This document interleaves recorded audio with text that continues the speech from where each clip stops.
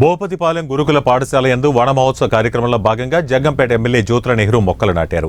ఈ సందర్భంగా గురుకుల పాఠశాలను, తరగతి గదులను, హాస్టల్, వంటశాలను, అక్కడ జరుగుతున్న పనితీరును ఎమ్మెల్యే నెహ్రూ పరిశీలించారు. మొక్కలు నాటడమే కాకుండా విద్యార్థులు, నాయకులతో ప్రతిజ్ఞ చేయించారు. ఈ సందర్భంగా ఎమ్మెల్యే నెహ్రూ మాట్లాడుతూ ముఖ్యమంత్రి చంద్రబాబు, ఉప ముఖ్యమంత్రి పవన్ కళ్యాణ్ ఎంతో ప్రతిష్టాత్మకంగా వన మహోత్సవం, హరితాంధ్రప్రదేశ్ స్థాపన ధ్యేయంగా ఈ కార్యక్రమం తీసుకున్నారని, ప్రతి ఒక్కరూ మొక్కలు నాటి పర్యావరణాన్ని కాపాడాలని పిలుపునిచ్చారు.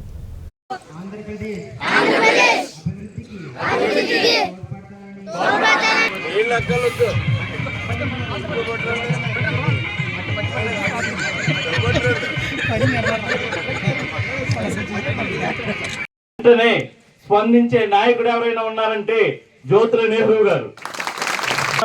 అదేవిధంగా భర్త గారు ఉన్నారు.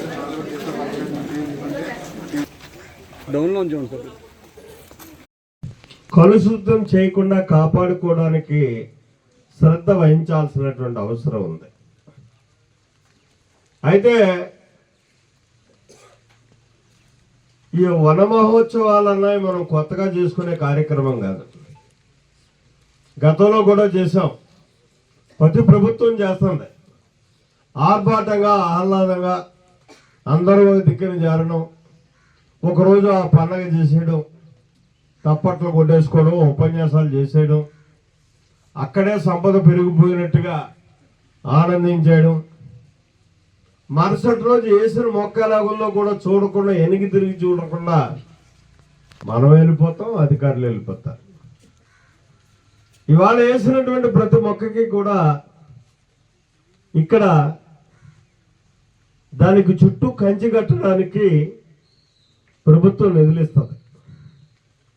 దానికి రోజు అవసరమైతే నీరు పొయ్యడానికి